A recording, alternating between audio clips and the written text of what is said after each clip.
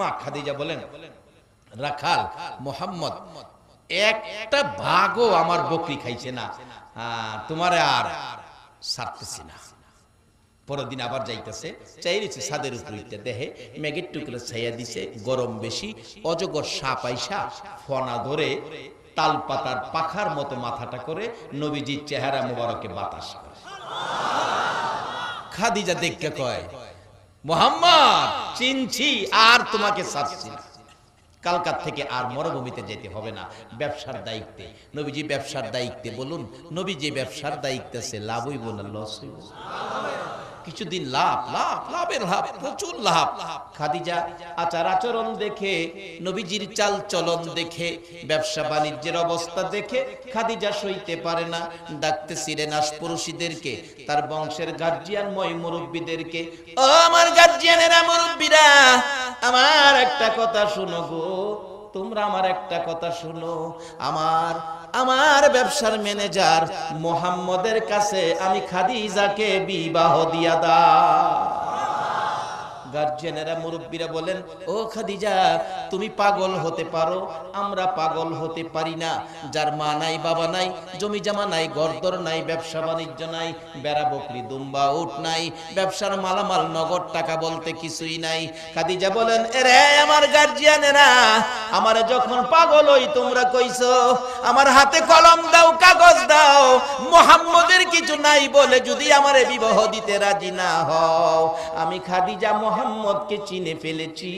আমার ধন সম্পদ, বাড়িঘর, বেড়া বকরি দুম্বা উট, ব্যবসার মালামাল নগদ টাকা, এমনকি আমি খাদিজার জীবন জৈবন যা আছে গো, সব আমি মোহাম্মদের নামে আমি দান করে দিলাম। মোহাম্মদের নামে সব দান করে দিয়ে আমি খাদিজা গরিব হলাম। বলো, আমি গরিব খাদিজাকে ধনী মোহাম্মদের কাছে বিবাহ দিবানি? পয়েন্টে পড়ে গেছে, পয়েন্টের পেছে পড়ে গার্জিয়ানেরা বিবাহ দিয়ে দিলেন। বলুন খাদিজার জীবন ধন্য হলো না লস হলো? খাদিজা নবীর পক্ষ নিলেন, সব আল্লাহকে পাওয়ার জন্য দান করে দিলেন। খুশি হলেন আমার আল্লাহ, নবীর পক্ষ খাদিজা নেওয়ার কারণে আল্লাহ খাদিজার পক্ষে হয়ে গেছে। যেদিন খাদিজা দুনিয়ার থেকে বিদায় হবে, বাস্তব ঘটনা, আমার নবীর দিকে তাকিয়ে তাকিয়ে খাদিজা কাঁদতেছে। নবী ডাকে, খাদিজা গো, তুমি কাঁদলে আমার কলিজা মানে না গো খাদিজা। যেদিন আমার মা নাই, বাবা নাই গো, যেদিন আমার মক্কা নগরে কেউ ছিল না, তুমি জীবন জৈবন ধন সম্পদ টাকা পয়সা সবগুলো আমার ভালোবাসায় দান করে তুমি আমার পক্ষ নিয়েছিলা, সান্ত্বনা দিয়েছিলা। তুমি বিদায় হলে তুমি কাঁদলে আমি অসহ্য লাগে, আমার চোখে পানি রাখতে পারি না। হুজুর কেন কান্দি জানেননি? আমি তো আপনার ভালোবাসায় আল্লাহ খুশি করার জন্য সব দান করে দিয়েছিলাম। এখন আপনার কাছে তিনটা জিনিস চাবো গো নবী, বলুন আমারে দিবেন কিনা? আমার নবী বলেন, খাদিজা রে, আমার জন্য তুমি সব দিয়েছো, আমি কি তোমাকে তিনটা জিনিস দিতে পারি না? দিব, কথা দিলাম তোমারে তিনটা জিনিস দিব, বলো কি জিনিস? খাদিজা কান্দে, হুজুর যেদিন আমি খাদিজার মৃত্যু হয়ে যাবে গো, ও মা বোনেরা, নবীর বিবি খাদিজা যদি মৃত্যুর বয়ে এই ফাইসালা করতে পারে, তোমাদেরও এই ফাইসালায় যাওয়া দরকার। ডাকতেছে, ইয়া রাসূলুল্লাহ, আমার মৃত্যু হলে আমি দেখেছি মক্কার মানুষ মরে গেলে বাজার থেকে কাফন কিনে কাফন পরাইয়া দাফন করে, আমাকে বাজারের কিনা কাফন পরাবেন না, আপনি নবীর একটা পাঞ্জাবি দিয়ে আমারে কাফন পরাইবেন। নবী বলেন, যাও, তোমার দাবিটা রাখলাম। আর একটা দাবি, আমাকে যেই কবরে শোয়াবেন, জান্নাতুল মুআল্লাতে যেই কবরে শোয়াবেন, আমাকে শোয়াইবার আগে আগে গো নবী, আপনি একটু আমার কবরে শুয়ে আসবেন। বলুন, নবী যেই কবরে শুয়ে আসবো, এই কবরটা কি বেজাল থাকবো? নবী যেই ঘরে থাকবো, নবীর আদর্শ যার কাছে থাকবো, তার মধ্যে কি অশান্তি থাকবো? নবী গেলে যে কি হয়, বাস্তবে আসেন না। ভারতের একটু ঘটনা, একটু সময় ভারত গেলাম। ডক্টর শিব শক্তি নামে হিন্দুদের একজন মহাদেবতা ছিলেন। 70 লক্ষ হিন্দু যারে দেবতার মতো পূজা করত, মাঝে মাঝে ভগবান কইয়া ওডা এত বড় মনে করত। কিন্তু একদিন আমার নবী স্বপ্ন যুগে ডক্টর শিব শক্তির ঘরে ঢুকে ডাকতেছে, ডক্টর শিব শক্তি, আমি রাসূল মদিনার থেকে আইছি, তোরে কালিমা পড়াইতাম, কালিমাটা পড়বি? ডক্টর শিব শক্তি কই, ইয়া রাসূলুল্লাহ, বলেন কি, আমার নসিব কত, ভাগ্য কত, আমাকে এখন কালিমা পড়াইয়া মুসলমান বানায় দেন। নবীজি কালিমা পড়াইলেন ডক্টর শিব শক্তিকে। সকালবেলা উঠে অন্যদিন আগুনের পূজা করত, সূর্যের পূজা করত, গাছের পূজা করত, বাথরুমের পূজা করত। বাথরুমে যাওন লাগে না, সব পূজা সেদিন বন্ধ, বাথরুমে যায় না, পূজা টুজা কিচ্ছু করে না, ঘরের দরজাই খুলে না। বিবি সাহেব 9টার দিকে নাস্তা লইয়া ডাকতেছে, ঠাকুর কর্তা সব কি ভুলে গেলেন, সব ছেড়ে দিলেন, পূজা কি করবেন না? দরজা খুলেন, খুলছে, কি ব্যাপার, গর্তে বাইরেন না যে, কি পূজা টুজা সব ভুলে গেলেন নাকি? ডক্টর শিব শক্তি কয়, বিবি ঘরে ঢুকো, ঘরে ঢুকো। ঘরে ঢুকছে, দেখো তো ঘরটা কেমন লাগে। বিবি চোখটা ঘুরাই, ও প্রাণের স্বামী, মন কয় ঘরে যেন কোন মহান অতিথি আইসা গেছে। স্বামী কে আসছিল গো, ঘরটা যেন রহমতের ভান্ডার হয়ে গেছে। ডক্টর শিব শক্তি বলেন, বিবি গো, আজকে রাতে রাহমাতাল লিল আলামিন নবী এসে এই ঘরে আমাকে কালিমা পড়াইছে। ঘরে কত সুগন্ধি, কত মজা, কত স্বাদ। নবী যেই ঘরে আসছে, ঘর থেকে বাহির হতে আমার মন চায় না। ডাকতেছে ডক্টর শিব শক্তির বিবি, ঠিক আছে ভালো কথা, নাস্তা নিয়ে আসছি, নাস্তা খান। ডক্টর শিব শক্তি বলেন, বিবি তুমি কি জানো না, আমি তো ইসলাম গ্রহণ করে মুসলমান হয়ে গেছি, তোমার মতো বিবি এখন হিন্দু, তোমার হাতের নাস্তা আমি খেতে পারি না। বিবি কয়, স্বামী এই এত দিনের মহব্বত কিছুক্ষণে ভাঙ্গা দিলা, খাওয়াই সারমু তোমার আজকে। রুডির মধ্যে বাজি লাগাইয়া স্বামীর মুহ দিছে, মুহ নিচে দিত, স্বামী মুখ তালা মারছে, খেতাম না। স্বামী একটু খান, রাসূল বলছে এটা ইসলাম, স্বামীর মুখে স্ত্রী খাবার তুইলা দিবে, আবার স্ত্রীর মুখেও স্বামী খাবার তুলে দিবে, এটা ইসলাম। এতে স্বামী স্ত্রীর মহব্বত কি হবে বলুন, বাড়বে, সংসারে শান্তি আসবে, রহমত বরকত আসবে, এটা ইসলাম। আজকে এটা নাই তো, করে স্বামী স্ত্রী কি লাগি। কোন কোন ফ্যামিলি আছে 2 মাস হয়ে গেছে, একটার ভাই একটা ভিড়াও চায়, মাঝে মাঝে বিচার দেয়, হুজুর বাড়ি ওর লিখলে কথা শুনে না, আমার ভাই চাও না, দোয়া করেন। দোয়া করলে হবে না, ইসলামে ঢুকো, নবীর আদর্শে যাও, নবীর তরিকায় যাও, তাহলে শান্তি পাইবা। নবী বলছে স্বামী স্ত্রীর মুখে, স্ত্রী স্বামীর মুখে খাবার দিবে। বাজারে কিছু স্বামী খাইলে স্ত্রীর জন্য বাড়িতে নিও, রাসূল কইছে এগুলি করলে দেখেন সমাজে সুন্দর হবে, শান্তির ফয়সালা হবে। বিবি কয়, স্বামী না খাওয়াইয়া যাইতাছি না, তাহলে বোঝা গেল বিবির মধ্যে কিছু ইসলামের গন্ধ ঢুকছে। ডক্টর শিব শক্তি কয়, আমি খাবো না। খাইবেন না? স্বামী তারাইয়া দিয়েন না, না খাইয়া পারবেন না। খবর জানেননি, যেই সময় আমার নবী আপনারে কালিমা পড়াইয়া মুসলমান বানাইছে, যাওয়ার পথে আমারেও কালিমা পড়াইয়া গেছে।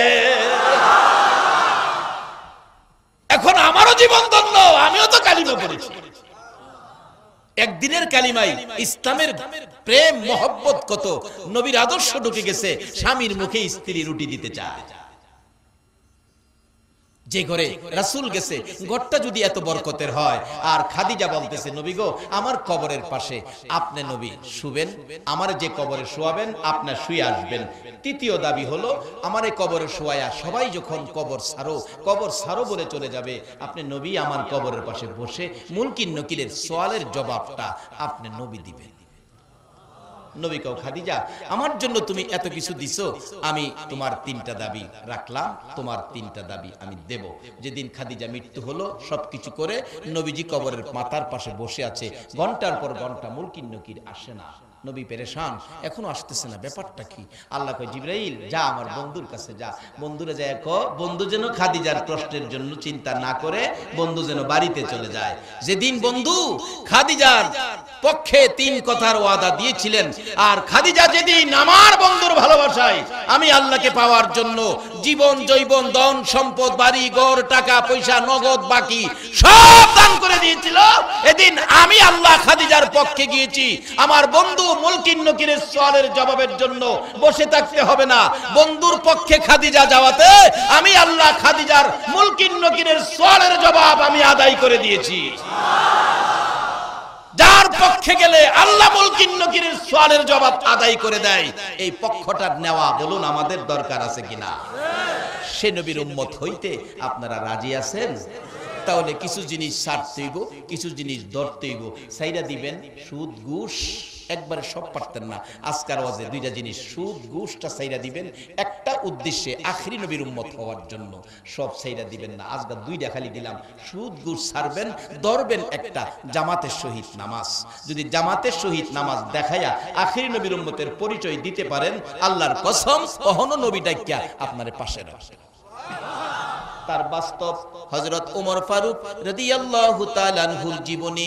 ওমর যখন মদিনার শাসক রাষ্ট্রপতি, মসজিদের নববীতে রাষ্ট্রপতি ইমামতি করে, একজন ইহুদি ওমরকে হত্যা করার জন্য বহুদিন যাবত ঘুরতেছে, সুযোগ পায় না। একদিন ফজরের নামাজের সময় ইমামের পিছনে, মসজিদের মধ্যে ইমামের পিছনে পাঞ্জাবির নিচে ছুরি লইয়া বসে আছে মুসল্লি সেজে। ওমর ইমামতি করবে, এক রাকাত নামাজ পড়াইয়া দ্বিতীয় রাকাতের জন্য দাঁড়াইতে ছিল, সোজা হইতে পারে নাই। বাকার মধ্যে ইহুদি ওমরের ডান দিক দিয়ে কলিজার মধ্যে ছুরি মারছে, কলিজা ছেদ্র করে বাম দিক দিয়ে বেরিয়ে গেছে। ইহুদি ছুরি মাইরা মুসল্লিদের ভিতরে লুকাইয়া গেছে। ওমর কাত হইয়া নামাজের বিছানায় পড়ে গেছে, জিহ্বাটা বাহির হয়ে গেছে। শক্তিশালী পুরুষ রক্ত বাহির হইয়া মসজিদে নববী লাল লাল হয়ে গেছে। মুসল্লিদের পায়ের নিচের রক্ত, মুসল্লিরা ডাকতেছে, কার রক্ত গো? মসজিদে নববী লাল লাল করে দিলা। ওমরের ছেলে আব্দুল্লাহ মিম্বরে দাঁড়াইয়া ডাকতেছে, মুসল্লিরা গো, এতিম করে ফেলছে গো, আমাদের সর্বনাশ হয়েছে গো, আমার বাবারে ছুরি মারছে, জীবনের তরে বিদায় করে দিয়েছে, আপনারা দরজা বন্ধ করে দেন, আমি আমার বাবার প্রতিশোধ নিব, বিচার করব। ওমর ছোট্ট ছোট্ট সুরে ডাকতেছে, রে আব্দুল্লাহ, প্রতিশোধ নয়, বিচার নয়, আমার ভাগ্যে যা ছিল তা হয়েছে, এখন আমাকে যদি খুশি করে বিদায় দিতে চাও একটা কাজ করো। কি কাজ? আমি দেখেছি আমার নবীর রওজার পাশে আমার ভাই আবু বকর সিদ্দিক জান্নাতের বিছানায় ঘুমাইছে। রে আব্দুল্লাহ, যদি পারো মা আয়েশার কাছ থেকে অনুমতি লইয়া আমারে যদি নবীজির পাশে আবু বকরের মতো শুয়াইতে পারো, আমি ওমর খুশি হইয়া বিদায় হইব।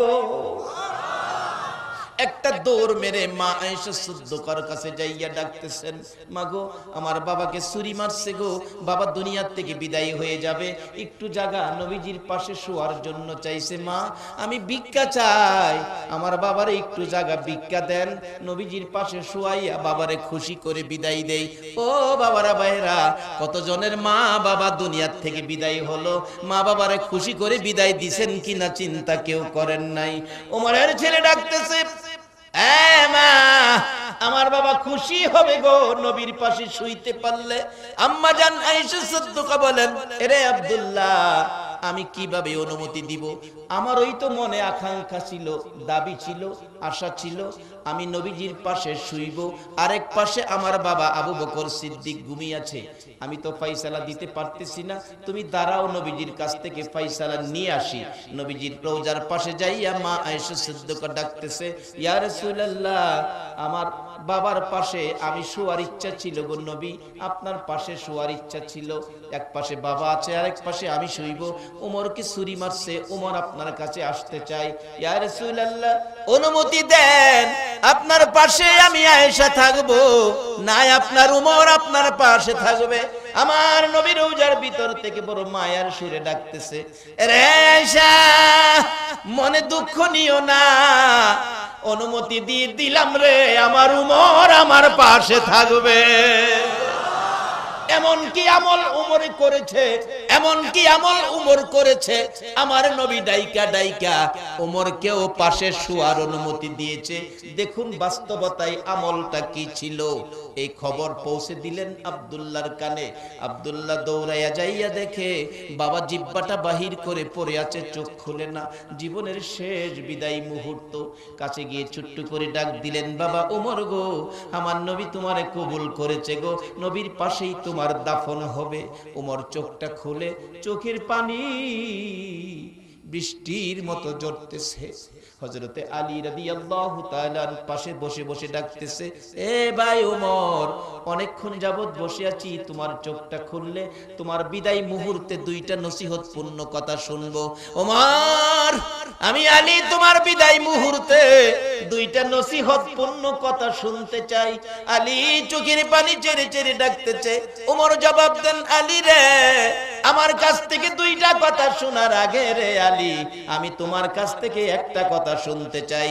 কি কথা শুনতে চাও গো ভাই উমর? উমর কাঁদতেছে আর ডাকতেছে, আলী, আলী রে, আমি জীবনে কোনোদিন জামাত ছাড়ি নাই রে আলী, জীবনে এক ওয়াক্ত এক রাকাত নামাজ আমার জীবনে ছাড়ি নাই রে আলী। আজকে ফজরের নামাজের জামাতে 2 রাকাত নামাজে 1 রাকাত আদায় করার পর আমারে চুরি মারছে রে, আমার দ্বিতীয় রাকাত নামাজ আদায় হলো না। রে আলী, আমার কানে কানে বলে দে, ফজরের নামাজের সময় আসেনি, আমি উমর কবরে যাওয়ার আগে বাকি রাকাত নামাজ আদায় করে যাইতে পারবো নি। কোন আমলের বিনিময় আমার নবী ডাইকা ডাইকা উমরের মতো ব্যক্তিকেও পাশে শোয়াইছে? সেই আমলটা হলো জামাতের সহিত নামাজ। বলুন বাবারা, ভাইরা, নবীর পছন্দের নবীর পাশে যাওয়ার জন্য জামাতের সহিত নামাজের ব্যবস্থা নিজেরা করব, অপরকে পড়ার ব্যবস্থা করে দেওয়া। বলুন নবীর উম্মত হিসাবে আমাদের দরকার আছে কিনা? রে বাবারা, ভাইরা, কেন করবেন না? আমার নবী যেদিন মক্কাবাসীর যন্ত্রণায় যায়েদ ইবনে হারেসার সঙ্গে লইয়া নবী রাস্তায় বেরিয়ে ডাকতেছেন, যায়েদ ইবনে হারেসা রে, মক্কার মানুষ আমারে কষ্ট দেয় রে, ছোটকালে তায়েবের জমিনে আমার দুধমা হালিমা আমারে বড় মায়া করত রে। ও যায়েদ ইবনে হারেসা, চল আমার দুধমার দেশ হালিমার দেশ তায়েব দেশে চলে যাই। আমার নবী যায়েদ ইবনে হারেসা রে লইয়া তায়েব দেশে যাইয়া পৌঁছে গেলে কিছু মুরব্বীরা বসে আছে, সামনে যায়েদ ইবনে হারেসা ডাকতেছে, ও মুরব্বীরা, আপনাদের পাশে মক্কার একজন মেহমান এসেছে, যিনি আল্লাহর হাবিব, আল্লাহর দোস্ত, আল্লাহর নবী, যার নাম মুহাম্মাদুর রাসূলুল্লাহ। আল্লাহর নবী আপনাদের মধ্যে এসেছে, কিছু কথা বলবেন। মুরব্বীরা কয়, আশ্চর্য, মুহাম্মদ রে নবী বানাইছে? আমরা তো মক্কা নগরে আবু জাহেল নামে একজন নেতা আছে, তারে চিনি, তারে না বানাইয়া মুহাম্মদ রে বানাইছে, এটা কথা কইলা? আচ্ছা, নবী কি কেউ বানাইতে পারে? নির্বাচন করে নবী বানান যাইব? নবী বানানোর দায়িত্ব কার? হারা ঠাট্টা মস্কারি করতেছে। আমার নবী হাতে ইশারা দিলেন যায়েদ ইবনে হারেসাকে, যায়েদ রে, তারা আমারে চিনবে না, চল আমরা আরো সামনে বাড়ি, আমার দুধ মা হালিমার জায়গায় চলে যাই। একটু সামনে বাড়লেই মুরব্বীরা যুবকদেরকে ডাইকা ডাইকা পাশে বিরাইয়া বলে, মক্কা থেকে আসছে, নবী বলে হইছে, তোমরা তাকে কিছু সাইজ করে দাও। পাথর লইয়া যুবকেরা দর দর মার মার কইয়া দৌড়াইতেছে। আমার নবী একবার পিছনের দিকে চাই, আবার সামনের দিকে চাই, দুধমা হালিমার বাড়ি কত দূর? যায়েদ ইবনে হারেসা বলেন, ইয়া রাসূলুল্লাহ, অবস্থা ভালো দেখা যায় না গো, জীবন বাঁচাইতে পারবো না গো নবী।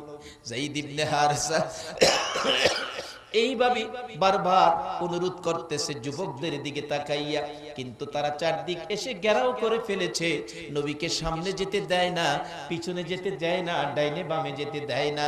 যায়েদ ইবনে হারেসা বলতেছে, পাথর হাতে নিয়ে আসছো, তোমাদের উদ্দেশ্য কি? আমার নবীরে কি মারবা? আমার নবীরে মাইরো না। আমি যায়েদের বুকটা পেতে দিলাম, মারতে মারতে আমার জীবন বাহির করে ফেলে দিল, সমস্ত শরীরে রক্তাক্ত, টাইনা উঠাইছে, উঠতে পারে না, হাঁটতে পারে না, ধাক্কা দিয়ে হাঁটাইয়া আবার পাথর মারছে, 3 বার করে মারতে মারতে রক্ত মুবারক মাথার থেকে একেবারে জুতা মুবারক পর্যন্ত রক্ত ভরে গেছে, জামাটা যেন সাদা জামা লাল লাল হয়ে গেছে। তিনবারের মাথায় বেহুশ হবে। আমার নবী রক্ত মাখা দুইটা হাত বাড়াইয়া ডাকে, যুবকেরা রে, আমারে কোন অপরাধে মারো? আমি কি অপরাধ করেছি? কোন দোষে তোমরা এইভাবে আমারে মারো? আমারে আর মাইরো না রে যুবকেরা। তোমরা কি জানো না আমার মা নাই, আমার বাবা নাই? যায়েদ ইবনে হারেসা সাক্ষী, আমার মা নাই, বাবা নাই, তোমরা এইভাবে আমারে মাইরো না। কিন্তু থামলো না, মারতে মারতে তিনবার করে বেহুশ করেছে। অবশেষে নবী মাথা উঠায় না, জ্ঞান ফিরে না, যুবকেরা দৌড়াইয়া চলে গেল। আর যায়েদ ইবনে হারেসা আমার নবীকে কোলে করে পাহাড়ের কিনারে একটা পাথরের মধ্যে বসাইতে চাইলে পাথরটা ক্ষত বিক্ষত, নবী বসবে বিদায় তোলার মতো নরম বিছানা হয়ে যায়। নবীকে বসাইলে আমার নবী গার রাখে না, রক্তগুলো জামা কাপড় লাল লাল হয়ে ভিজে আছে, মনে হয় চিপা দিলে পানি রক্তের মতো বাহির হবে।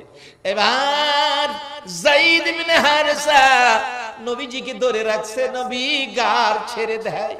এমনি সময় জিবরাইল এসে, লম্বা ঘটনা, নবীজির পাশে এসে হাজির হয়ে ডাক দিলে নবীজির জ্ঞান ফিরল।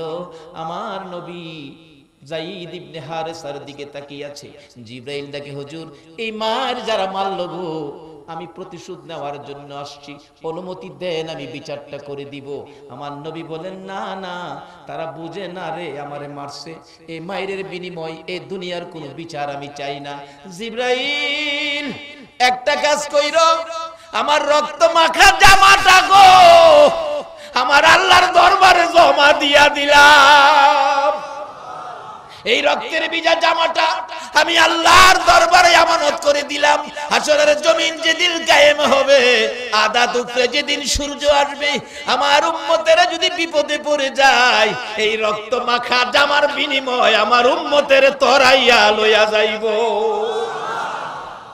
যেই নবী তাইবের জমিনের রক্তের বিজার জামা আপনার আমার নাজাতের জন্য রেখে দিল, এই নবীকে খুশি করার জন্য কিছু কাজ করা বলুন আমাদের দরকার আছে কিনা? সেই নবীর খুশির কাজটাই হলো জামাতের শহীদ নামাজ। বাবারা, যে জামাতের শহীদ নামাজের ব্যবস্থা মসজিদের পক্ষ থেকে আপনাদের কাছে হাত বাড়িয়েছিল, দেখলাম আপনারা নবী খুশির কাজ সকলে করতে পারেন নাই। যে জামাত, নবী কত খুশি।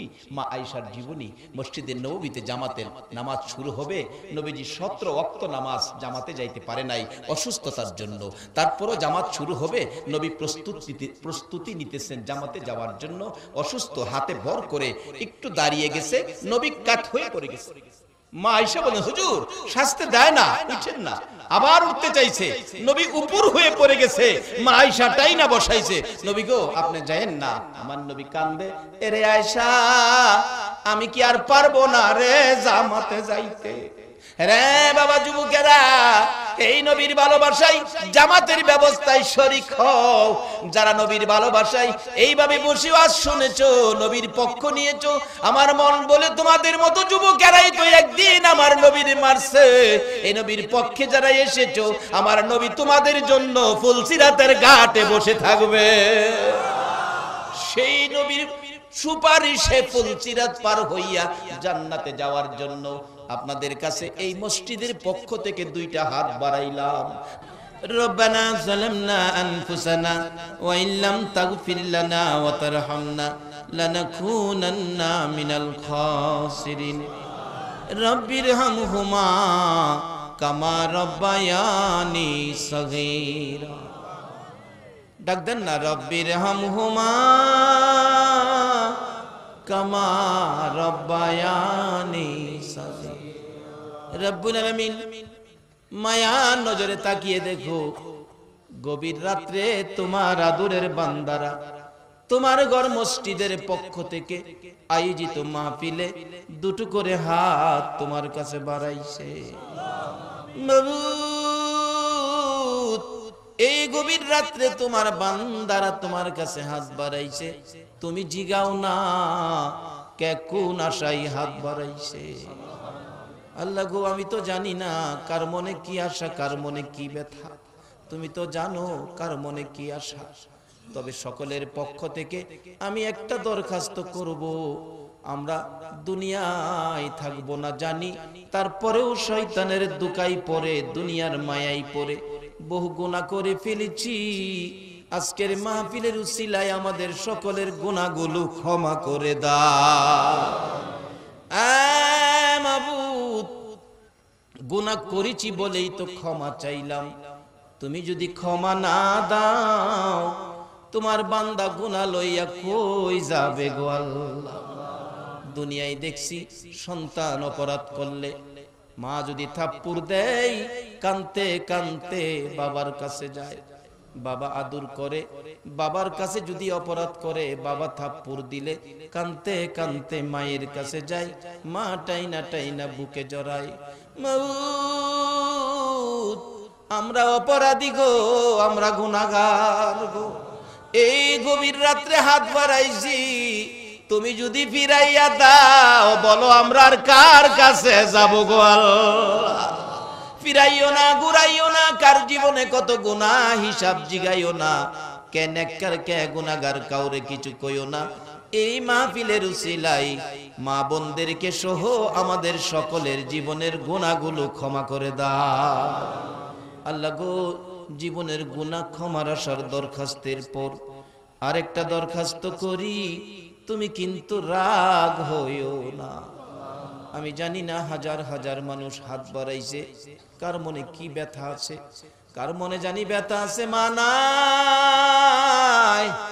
মানাই গো মানাই, কার মনে জানি ব্যথা বাবা নাই, বাবা নাই গো। হুজুর দোয়া না করে বাড়িতে যাব না গো হুজুর।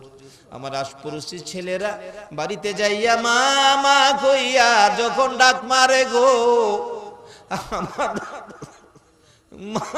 নাই, আমার কলিজা মানাইতে পারি না। আমার আশপাশি বন্ধুরা বাবা বাবা কইয়া যখন ডাকতে থাকে আমার কলিজা মানে না গো হুজুর। কে জানি হাত বাড়াইছে মায়ের অভাবী, কে জানি হাত বাড়াইছে বাবার অভাবী। মায়ের অভাবী বাবার অভাবী, 7-8 বছরের একটা বাচ্চা ছেলে মাহারা বাবা হারা হয়ে গেছে। ঈদের দিন সকালবেলা খালি মানুষের মুখের দিকে তাকাইয়া থাকে। কত বাবা সন্তানের জামা কাপড় পরাইয়া আঙ্গুলে ধরে ধরে ঈদগায় রওনা হইছে। ছেলেটা দৌড়াইয়া পিছে পিছে যায়, ওই ছেলেটাকে টাইনা জিজ্ঞেস করে, ও বন্ধু আমার, কার আঙ্গুলে ধরে ঈদগায় যাইতেছো? ছেলেটা জবাব দেয়, আমার আব্বু, আমার আব্বু। একটা চিৎকার মেরে ডাকে, বাবু আমার আব্বু কই গো, আমি কার আঙ্গুলে ধরে ঈদগায় যাব? এই নতুন জামা আমার কে কিনা দিবে গো? বাবাটা নিজের ছেলের ছেড়ে দিয়ে বাচ্চা মাথায় হাত বোলাইয়া বলতেছে, বাবা তোমার কি বাবা নাই? না না আমার বাবা নাই।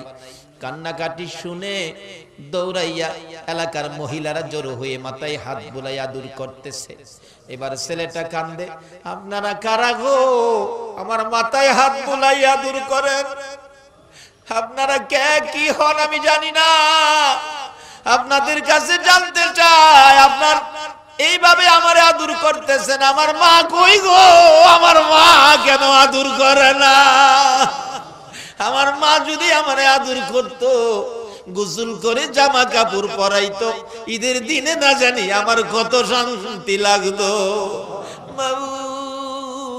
এই মায়ের ব্যথা লইয়া কে জানি হাত বাড়াইছে রে আল্লাহ।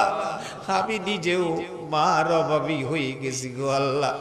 আমার মা সহ মা বাবা যাদের কবরে আর দেরি করো না, এই মুহূর্তে তাদের কবরগুলো জান্নাতের বাগান বানাইয়া দাও।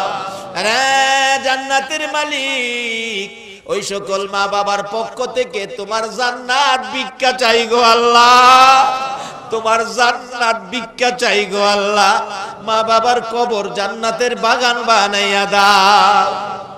মা বাবা যার দুনিয়াতে আছে হায়াত বাড়িয়ে দাও, আমার আব্বা জানের হায়াত বাড়াইয়া দাও। মা বাবা কেমন জিনিস বুঝার তৌফিক ছেলে মেয়েদেরকে দান করে দাও গো আল্লাহ। এ আল্লাহ, খাস করে আজকের মাহফিলে যারা হাত বাড়াইয়া এ পর্যন্ত কষ্ট করেছে, আমাদের মধ্যে যারা বিমারি, আমি নিজেও বিমারি আল্লাহ গো, আমাকে সহ সকল বিমারিকে শেফা দান করে দাও। আমাদের মধ্যে যারা অভাবী অভাব দূর করে দাও, যারা নামাজি নামাজ কবুল করে লাও, যারা নামাজ পড়ে না নামাজের বুঝ দান করে দাও। ইয়া আল্লাহ আমাদের মধ্যে যারা ব্যবসা করে ব্যবসায় বরকত দাও, যারা চাকরি করে পদোন্নতি দান করে দাও, যারা গৃহস্থী করে জমির ফসলে বরকত দাও, যারা বিদেশ থাকে সহি সালামতে রাখো, যারা বিদেশ যাবে মনের আশা পুরা করে দাও। ইয়া আল্লাহ খাস করে যাদের ছেলে মেয়ে আছে সকলের ছেলে মেয়েদেরকে হায়াত বাড়াইয়া দাও, ছেলে মেয়েদেরকে অকালে মৃত্যু দিও না, মা বাবার কলিজায় আগুন জ্বালাইও না, ছেলে মেয়েদের মুখে এতিমের দাগ লাগাইও না, ছেলে মেয়েদের মা বাবার হায়াত বাড়াইয়া দাও। আয় মাবুদ, অনেকের ছেলেরা মেয়েরা পরীক্ষা দিতেছে, আল্লাহ গো তাদেরকে কামিয়াবি দান করে দাও। আজকের মসজিদের পক্ষে যারা এই পর্যন্ত মাহফিলে কষ্ট করেছে, সাহায্য সহযোগিতাও করেছে, তোমার পক্ষ থেকে সকলকে সাহায্য দিয়ে শান্তির ফায়সালা করে দাও। তোমার ঘরের পক্ষে যারা সাহায্য সহযোগিতা করেছে, করবে, কথা দিয়েছে, সকলকে তুমি তোমার ঘরখানায় কাবা দেখাইও গো আল্লাহ। তোমার বন্ধুর রওজা জিয়ারত নসিব করে দিও গো আল্লাহ। মক্কা মদিনা যদি যাইবার তৌফিক না দাও, মদিনাওয়ালা রে একদিন ঘুমের ঘরে স্বপ্নে দেখাইয়া দাও। ইয়া আল্লাহ নবীজিকে স্বপ্নে দেখাইয়া আমাদের কলিজা ঠান্ডা করে দাও। তোমার ঘর মসজিদের পক্ষ থেকে আয়োজিত মাহফিল, এই মাহফিল কবুল করে কিয়ামত পর্যন্ত কায়েম রাখো গো আল্লাহ। মসজিদ কমিটির ভাইদেরকে তোমার কুদরতি হাতে দিয়ে গেলাম, তাদেরকে তুমি কবুল আর মঞ্জুর করো গো আল্লাহ।